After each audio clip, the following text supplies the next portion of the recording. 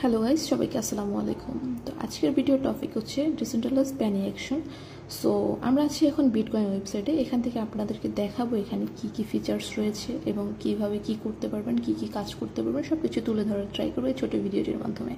তো এখানে দেখতে পাচ্ছেন যে 3টি বিডিং অপশন আছে। ভিউ অ্যাকশনে ক্লিক করলে আপনারা এখানে দেখতে পারবেন, আপনারা যদি বিডিং করতে চান এখান থেকে বিডিং করতে পারবেন। এখানে বিডিং অ্যামাউন্ট সব কিছু দেওয়া আছে, আপনারা চাইলে ইজিলি বিডিং করতে পারবেন। বিডিংয়ের জন্য আপনারা এক্সট্রা রিওয়ার্ড পাবেন।